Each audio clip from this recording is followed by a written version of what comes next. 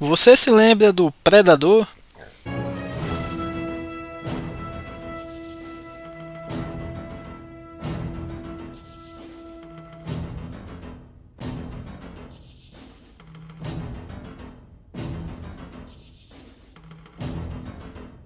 Existe um tipo de filme que simplesmente define uma era. Você assiste e imediatamente sente o cheiro dos anos 80. Explosões absurdas, músculos, metralhadoras gigantes, frases icônicas e testosterona suficiente para explodir uma floresta inteira.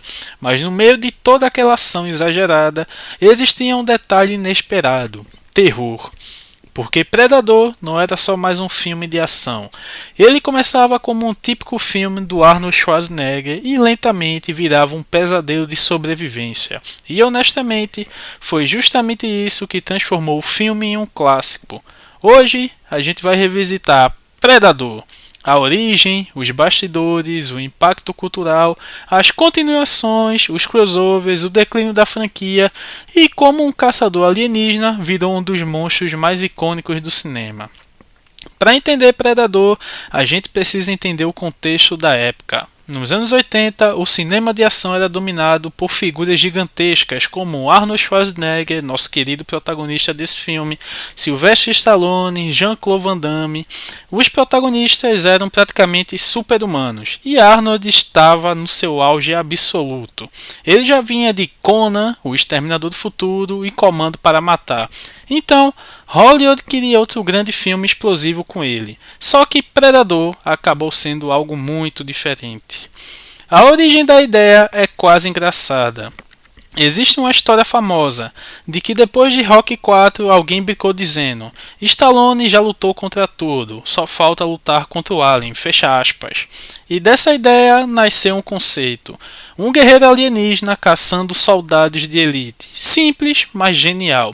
Porque Predador mistura dois gêneros, ação militar e horror sci-fi, e essa mistura funciona perfeitamente. Os primeiros minutos de Predador são praticamente um festival de exagero dos anos 80. Helicópteros, soldados musculosos, armas gigantes, piadas ruins e, sinceramente, isso é proposital. O filme quer que você pense: já sei exatamente o que vai acontecer. Só que então a floresta começa a mudar, os personagens começam a desaparecer e lentamente o filme vira terror.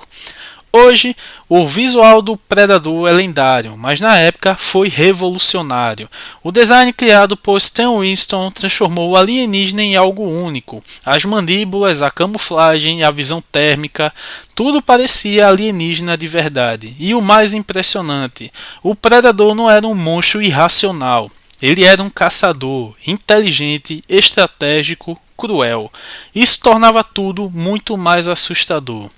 E aqui vem uma das partes mais loucas. O Predador original era horrível, sério. O primeiro visual da criatura ficou tão ruim que o estúdio precisou refazer praticamente tudo. Inclusive, Jean-Claude Van Damme chegou a interpretar a primeira versão do Predador.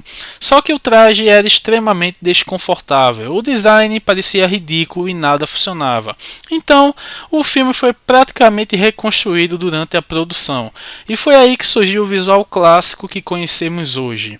Predador talvez seja um dos filmes mais Arnold Schwarzenegger entre aspas já feitos, porque ele mistura tudo o que transformava Arnold em estrela: presença absurda, frases marcantes, ação exagerada, mas também mostra algo raro: vulnerabilidade. Dutch não derrota o Predador porque é mais forte, ele vence porque aprende, se adapta, sobrevive. E isso diferencia o filme de muitos outros da época. Predador virou uma máquina de frases icônicas e até hoje essas falas vivem na internet. E isso ajudou o filme a permanecer relevante por décadas. Depois do sucesso, o Predador virou um dos monstros mais famosos no cinema. Ao lado de Alien, Exterminador, Jason, Freddy Krueger, a criatura tinha algo especial. Ela parecia extremamente perigosa, mas ao mesmo tempo incrivelmente cult. A armadura, as armas, o código de honra, a tecnologia, tudo fazia o Predador parecer lendário. E aqui a franquia começou a ficar complicada. Predador 2. troca a floresta por Los Angeles. Na época, o filme dividiu opiniões, mas hoje muita gente gosta justamente pela coragem de fazer algo diferente. Inclusive, eu gosto muito de Predador 2. Uma pena não ter colocado Schwarzenegger novamente. Existem duas justificativas para isso. Uma é o cachê. Arnold, depois de Predador, ainda fez Exterminador do Futuro 2 e o cachê dele aumentou absurdamente. E outra é que justamente ele estava ocupado com as filmagens de Exterminador do Futuro 2 que saiu em 91.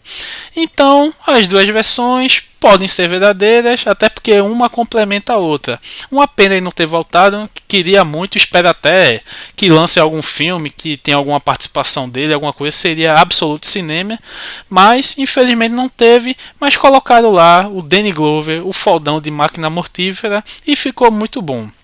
Então, depois de Predador 2, tivemos Alien vs Predador. Então, Hollywood teve a ideia inevitável, juntar Alien e Predador. No papel parecia incrível, na prática os filmes ficaram abaixo do potencial absurdo que tinham, mas foi legal para conectar esses dois universos, né? Querendo ou não, de Alien e Predador, essas raças alienígenas muito interessantes. Tivemos Predators, Predadores, que tentou recuperar o clima original do filme e honestamente foi um dos melhores pós-Arnold. Tivemos o Predador, aí muita gente odiou. O filme parecia perdido, cheio de humor estranho, sem entender o que tornava Predador assustador. E também tivemos Predador, aquele lado indígena, que quando parecia que Predador estava morto, e surpreendentemente funcionou muito bem, porque o filme entendeu algo simples. Predador funciona melhor como um filme de sobrevivência. Então a gente volta aqui no passado, nesse filme, né, para outro Predador antes do primeiro filme, cronologicamente falando, em que eles lutam contra os indígenas lá de uma tribo, e é algo muito interessante. A gente vê aquela cultura daqueles nativos americanos e é muito legal, tanto as armas como eles usam para derrotar o Predador. Enfim, eu achei muito bacana. E, querendo ou não, pela primeira vez em anos, né, a franquia parecia viva de novo. E, sinceramente, acho que ano passado, ano retrasado, eu não lembro qual foi, lançou também um filme de Predador que eu gostei muito e que também mostra mais da raça alienígena, como é que eles têm que sobreviver, essas coisas, os rituais, a própria cultura mesmo desses predadores. A gente tem o próprio Predador mesmo como protagonista, em vez de ele ser o antagonista. A gente tem conexão com as empresas, aqueles robôs lá, né, do universo de Aliens e tal. E foi muito bacana esse filme, eu sinceramente gostei muito. Mas por que Predador funciona tão bem?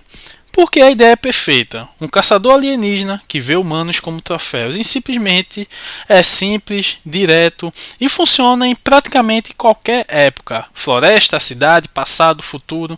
O conceito continua forte até hoje.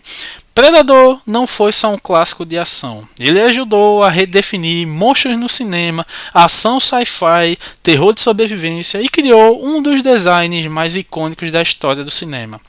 Além disso, mostrou que filmes de ação podiam ser mais inteligentes do que pareciam. Talvez o mais incrível sobre Predador seja que ele continua funcionando perfeitamente até hoje. Mesmo décadas depois, estamos em 2026 e eu reassisti o primeiro filme de Predador e a sensação foi a mesma, velho. Um filmão. Na verdade, eu acho que tinha que ter mais filmes nesse estilo, mas infelizmente nessa geração atual que tem e do jeito que Hollywood está se portando para produções, acho muito difícil. Até porque por trás dos músculos, das explosões e das frases exageradas, existe um filme extremamente bem construído. Um filme que pega o maior símbolo de ação dos anos 80 e coloca ele frente a frente com algo ainda mais perigoso. E talvez seja justamente por isso que tanta gente ainda lembra de Predador com carinho, porque não era só um filme de ação, era uma caçada e no fim a pergunta nunca foi quem é um monstro, a pergunta sempre foi quem vai sobreviver e como sobreviver a esse monstro.